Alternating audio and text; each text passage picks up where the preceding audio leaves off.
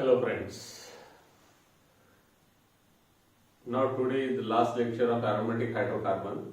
Just we have to discuss the one reaction and some directing nature of the functional group, either it is orthopara directing or meta directing, that we already finished.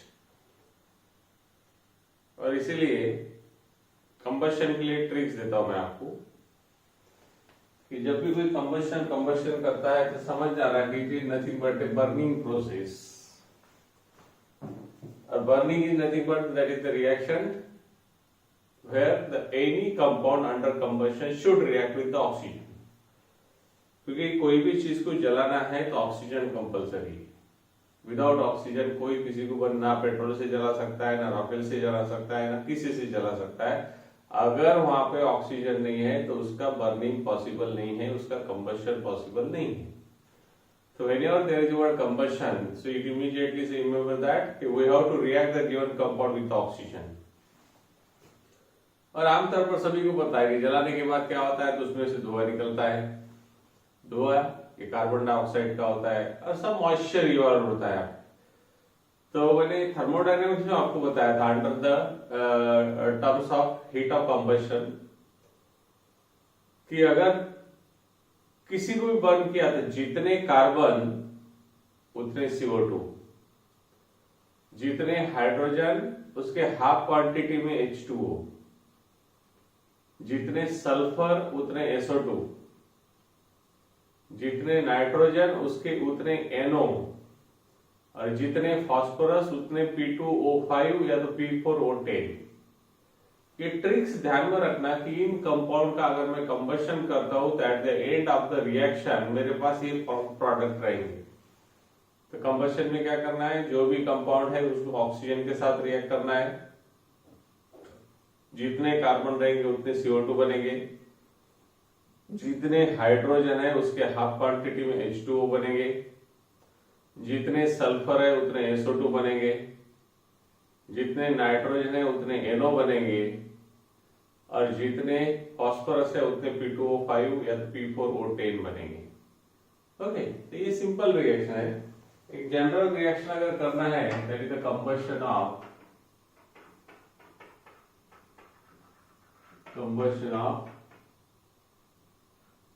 aromatic hydrocarbon या hydrocarbon. तो आगे तो suppose एक XHY लिया, यहाँ पे लगता है X + Y / 4O2. जितने कार्बन उतने XCO2 और जितने हाइड्रोजन रहेंगे उसके हाफ H2O. ये बैलेंस रिएक्शन है. अब अपन एग्जांपल के तौर पर लेते. सपोज मैंने यहाँ पे कुछ भी लिया, बेंजीन ले लिया C6H6. तो हमें मालूम है कि कितने ऑक्सीजन लगेंगे वो तो बैलेंस करेंगे अपन. जितने कार्बन उतने CO2 NH6CO2 और जितने हाइड्रोजन उसके हाफ क्वांटिटी H2O इतने लगे. अब अपने को क्या करना है, यहाँ पे कितने ऑक्सीजन लगे देखो, 6 2 12 और 3 15, 15 ऑक्सीजन चाहिए हमें. 15 तो यहाँ कितना आएगा 15/2. क्योंकि 8 नंबर है तो 8 नंबर बाय 2 से मल्टीप्लाई करना है. ये लिक्विड है, ये गैस है, ये भी गैस है और ये लिक्विड है. तो 6 कार्बन है तो 6 CO2, ऑक्सीजन हाइड्रोजन 6 है तो 5 H2O, 12 + 3 ऑक्सीजन हो गए, इसलिए 15/2 क्योंकि अपन 8 रखी. अब इसमें बैठता है देखो, तो यहाँ पे 6 है, यहाँ पे 6 है, यहाँ पे 6 है, यहाँ पे 6 है, तो यहाँ पे 6 है, यहाँ पे 6/2 है. तो ये तो ठीक है. तो ये हो गया 12 कितना 4.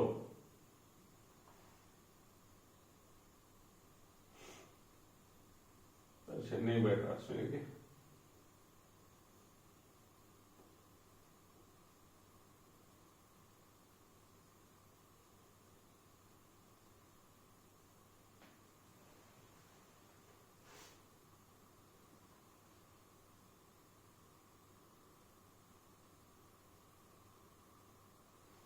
प्लस वाई बाय 4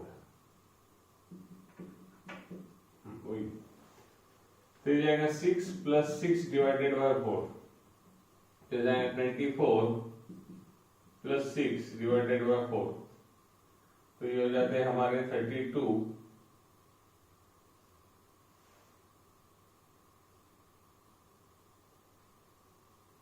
24 ना, हाँ ये हो जाता है 30 divided by 4 that is called 15 bye practice.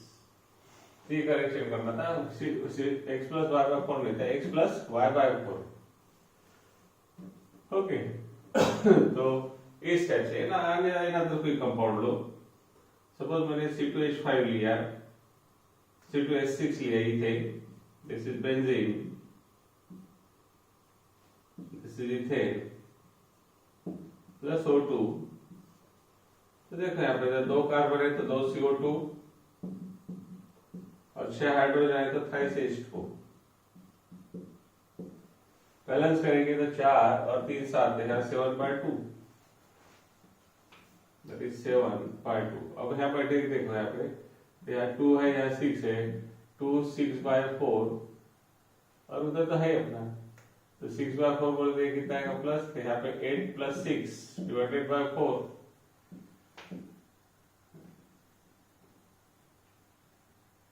जो 14/4 7/2। ओके यार ये जनरल रिएक्शन है, इसमें x y की वैल्यू डालना है सिर्फ आपको और बाकी रिएक्शन। तो इसमें लिखो hydrocarbon on burning with air, hydrocarbon on burning with air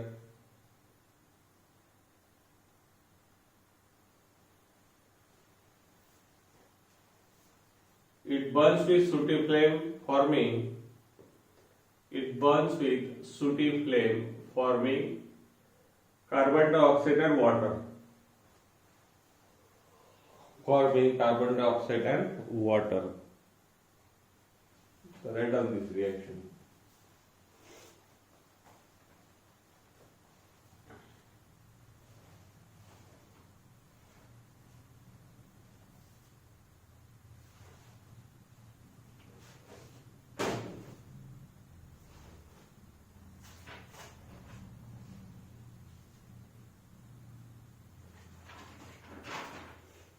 Okay.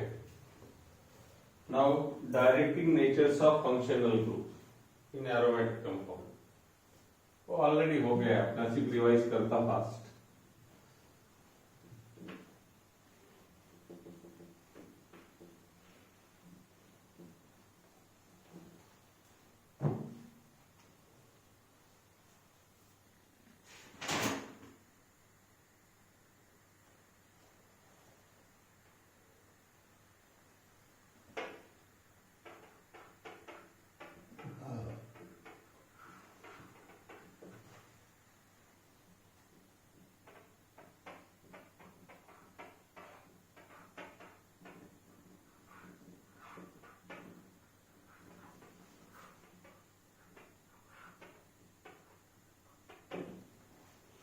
तो जैसा मैंने कहा था एरोमेटिक कंपाउंड है ये कोई भी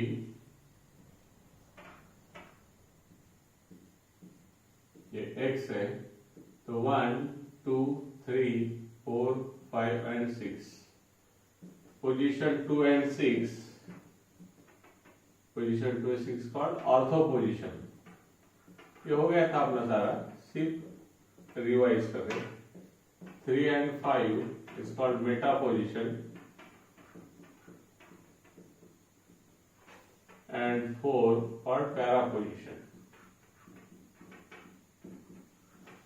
इसको रिप्रेजेंट करके बोला था O, इसको रिप्रेजेंट करते हैं M और इसको रिप्रेजेंट करते हैं P। तो जो भी फंक्शनल ग्रुप रहेगा उसका जो नेक्स्ट पोजीशन है both side say that is called ortho, उसको नेक्स्ट जो है दैट इज मेटा, फिर उसके नेक्स्ट जो है इज पैरा। तो ये ऑलरेडी हो गया था। डायरेक्टिंग नेचर में मैंने कहा था यहाँ पे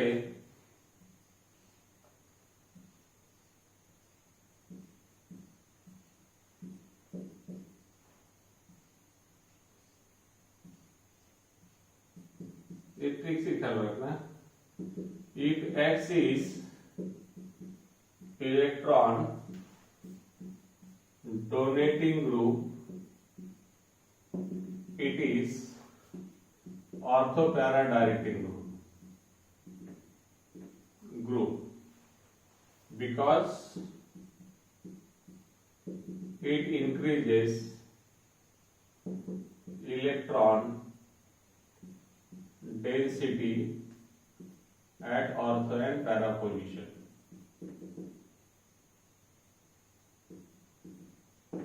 So therefore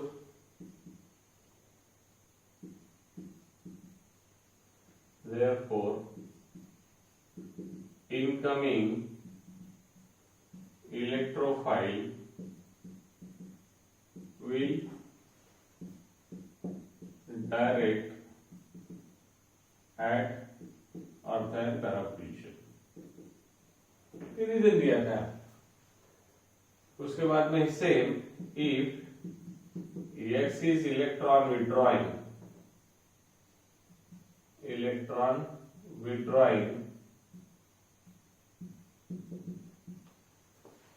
is meta directing.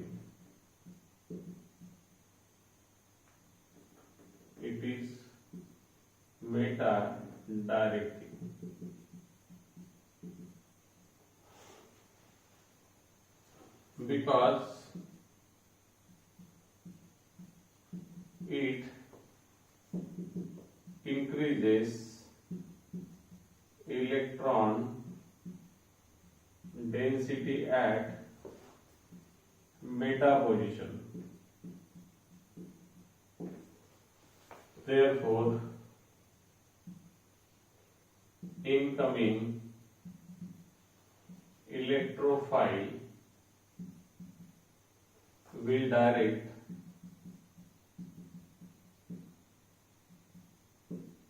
at meta position. ये सब अपना हो चुका था. ये मेजर रोल प्ले करते हैं. फंक्शन कैसा है? अगर इलेक्ट्रॉन डोनेटिंग है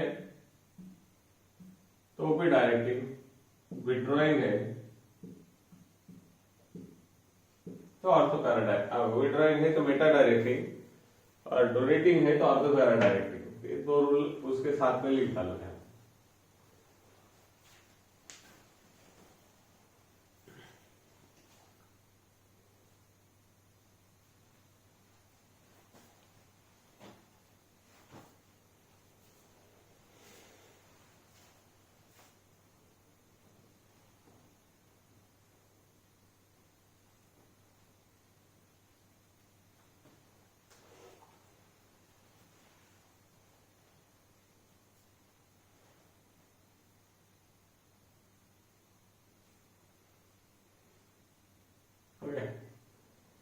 अब इलेक्ट्रॉन डोनेटिंग ग्रुप कौन कौन से है और इलेक्ट्रॉन विड्रॉइंग ग्रुप कौन से है वो सबसे इंपॉर्टेंट है, वो भी समझाया था.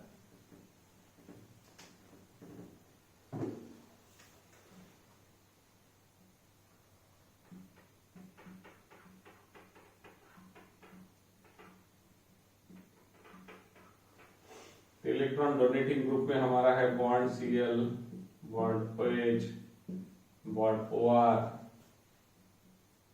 बॉन्ड CH3, बॉन्ड C2H5,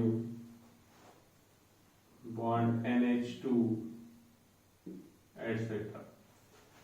अब ये बॉन्ड किसके साथ रहने वाला है? एरोमेटिक रिंग के साथ. तो मैंने कहा था कि एरोमेटिक रिंग के साथ जो बॉन्ड है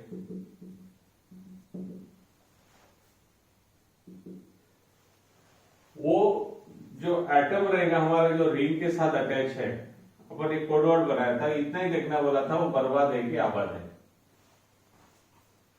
अगर वो आबाद है तो वो lone pair of electron donate करेगा definitely, then it is called meta, that is called show the positive resonance effect. और पॉजिटिव मेसोमेरिक इफेक्ट, जो भी पॉजिटिव रेजोनेंस या पॉजिटिव मेसोमेरिक इफेक्ट देता है वो 100% ऑर्थो पैरा डायरेक्टिंग होते हैं because they increase the electron density at ortho and para position. और जो इलेक्ट्रॉन विड्रॉइंग होते हैं like aldehyde, ketone, acid, ester, ester, cyanide, amide, acid halide etcetera. ये जितने भी तुम्हारे कार्बन कंटेनिंग फंक्शनल ग्रुप है ये रिंग को अटैच रहने वाले हैं, और जो रिंग को अटैच रहने वाले हैं इसमें एक और भी दे देता हूं ओपी डायरेक्टिंग में, that is CO NHCOCH3 NHCOCH3।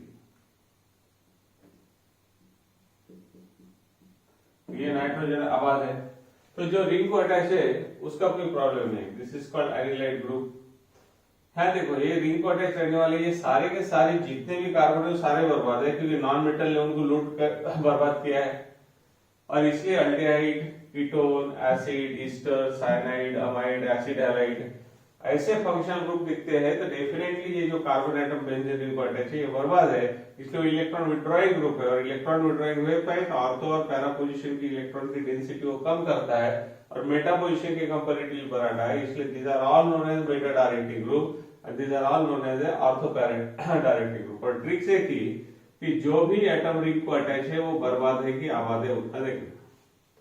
अगर वो आबाद है तो positive resonance effect, positive mesomeric effect देता है, increase electron density at ortho position, और अगर वो बर्बाद है तो इलेक्ट्रॉन विड्रॉ करता है तो मेटा पोजीशन पे इलेक्ट्रॉन की डेंसिटी ज्यादा होती है, it is Meta directing. The rate of this functional groups, it is electron donating group and it is electron withdrawing group।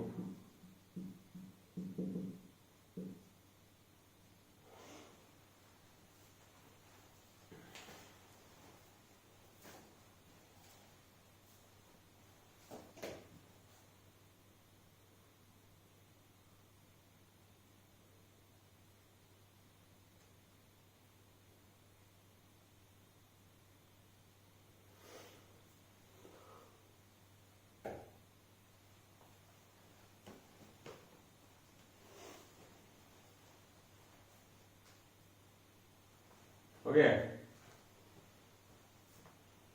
चलो मैकेनिज्म देखते हैं उनके।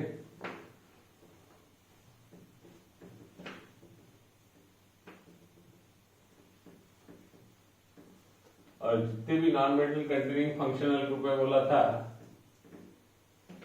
वो सारे के सारे हमारे नेगेटिव इंडक्टिव इफेक्ट देती है होता है। पहला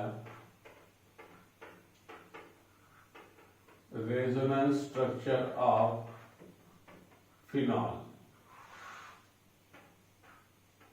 ये ऑलरेडी बताया हुआ।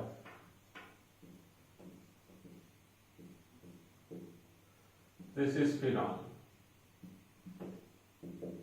ये हमारा अभी यहाँ पे इफेक्ट कौन से है, तो ऑक्सीजन एटम रिंग को अटैच जो है वो आबाद है क्योंकि वो वहां का बॉस है, इसलिए यहाँ पे क्या कर रहा है लोन पर ऑफ इलेक्ट्रॉन डोनेट करता है टेम्परेरी बेसिस पे, it is electron donating group, it shows the positive mesomeric effect, positive resonance effect, लेकिन वो नॉन मेटल है इसलिए सिग्मा इलेक्ट्रॉन खींच रहा है और इसलिए it shows the negative inductive effect. इसके बाद बताया था मैंने कि दुनिया का कोई भी नॉन मेटल हो वो सिग्मा इलेक्ट्रॉन अपनी तरफ खींचे बगैर नहीं रहता है, इसलिए सिग्मा इलेक्ट्रॉन खींचता है इसलिए नेगेटिव इंडक्टिव इफेक्ट, लेकिन loan pair of electron donate करता है इसलिए पॉजिटिव मेसोमेरिक इफेक्ट। और डायरेक्टिंग नेचर जो होता है वो मेसोमेरिक इफेक्ट रेजोनेंस इफेक्ट पर से देखा जाता है, वो पॉजिटिव है कि नेगेटिव, पॉजिटिव है तो ऑर्थो पैरा डायरेक्टिंग, नेगेटिव है तो मेटा डायरेक्टिंग। तब क्या होता है यहाँ पे, तो ये इसकी लोन पेयर ऑफ इलेक्ट्रॉन इधर जाती है, ये पेयर ऑफ इलेक्ट्रॉन इधर आता है, तो we get the structure like this. Okay, तो जब भी किसी की लोन पेयर गई तो इस पे आता है पॉजिटिव साइड, ये हो गया नेगेटिव लाइक दिस। अब ये यहाँ पे देता है तो ये इधर शिफ्ट हो जाता है। ओके, तो यहाँ पे नया बॉन्ड बनता है, ये सारा डिस्कशन अपना हो चुका है। तो ये आएगा हमारा नेगेटिव, ये आएगा डबल बॉन्ड, तो ये इसको डोनेट करता है तो ये इधर शिफ्ट हो जाता है, तो टेन दिस वन, तो यहाँ नेगेटिव यहाँ positive,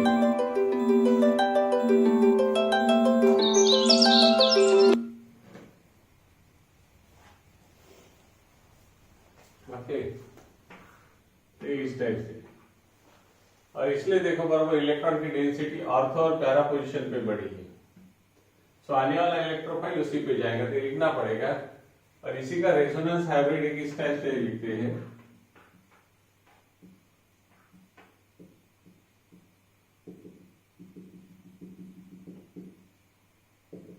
like this is resonance hybrid. और ये हमारे सारे हैं resonating structure, this is resonating structure, this is the resonance hybrid. Then for resonating structure for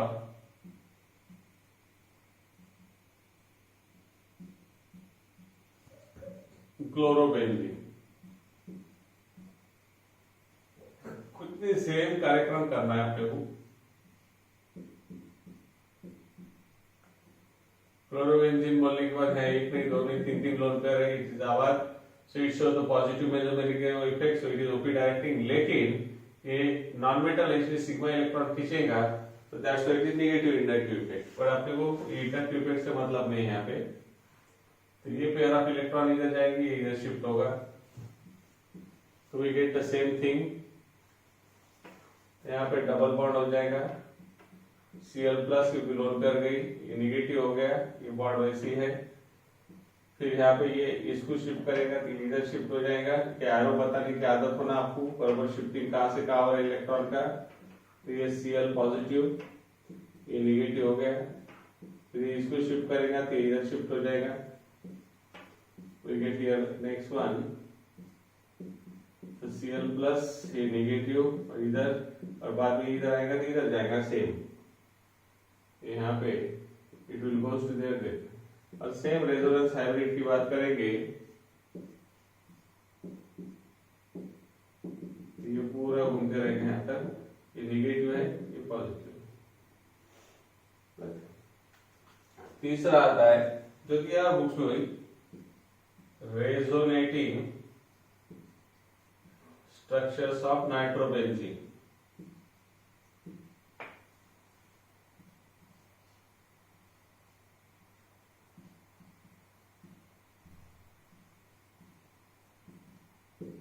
तो ये नाइट्रोबेंजीन में जो पॉजिटिव नेगेटिव बॉन्ड लिखा अपन ने, इसको बोलते हैं कोऑर्डिनेट कोवैलेंट बॉन्ड, क्योंकि नाइट्रोजन की वैलेंसी 3 है, बॉन्ड 4 है।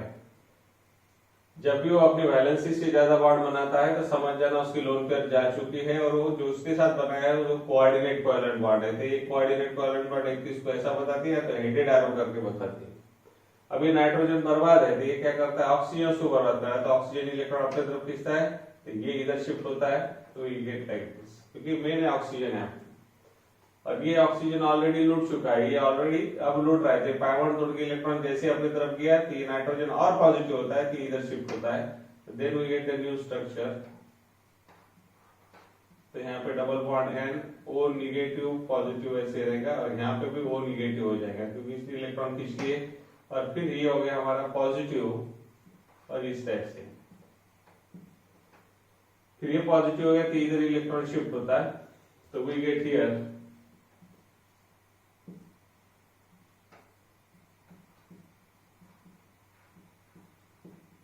इससे नेगेटिव नेगेटिव पॉजिटिव, तो ये हो गया पॉजिटिव लाइक दिस।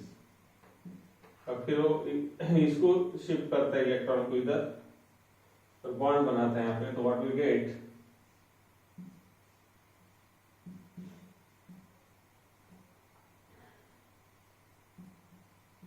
ये किताब में दिया है इसलिए वैसा लिखते हैं। अब देखो इलेक्ट्रॉन विड्रॉइंग ग्रुप में क्या क्या, ऑर्थो और पैरापोजिशन को इलेक्ट्रॉन डेफिशिएंट बनाया, इनडायरेक्टली इलेक्ट्रॉन की डेंसिटी कहा जाता है मेटा पोजीशन पे, and that's why electron withdrawing group is called a Meta directing group, because the ortho and para position is electron deficient, it make it deficient. और फिर इसका resonance hybrid,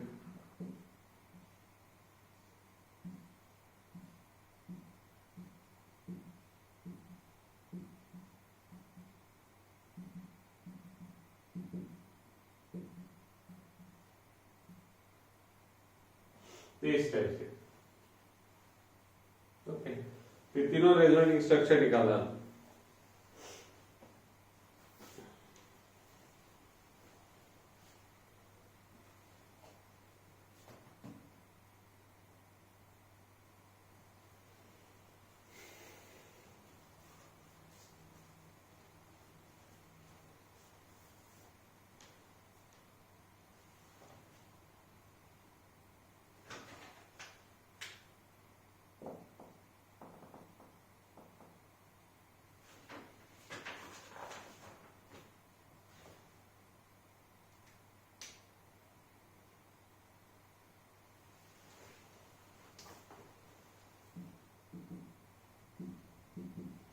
main अपने को ये तीन ही important.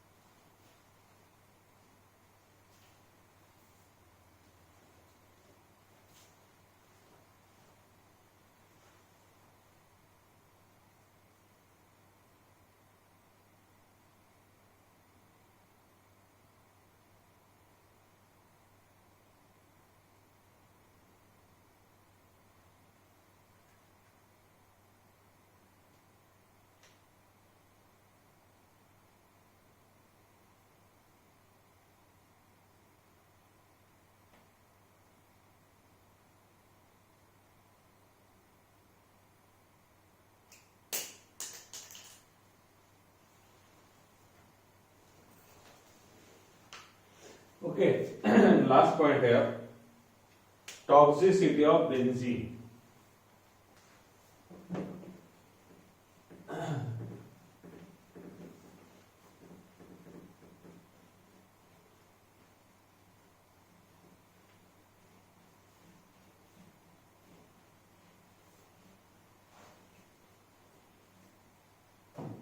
That is carcinogenity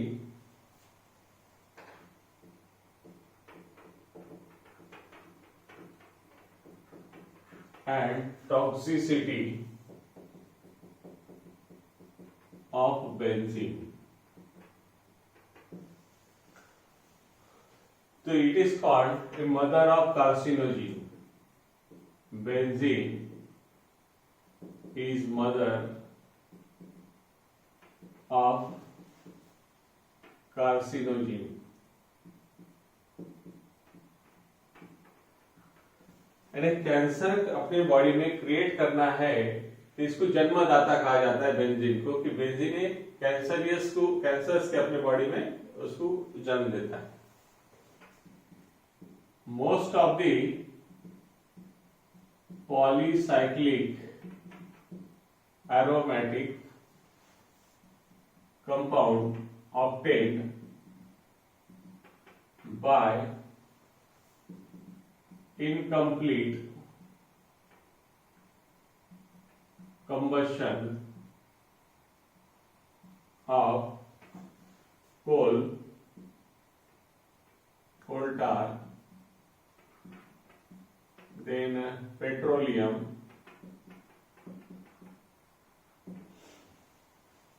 etc.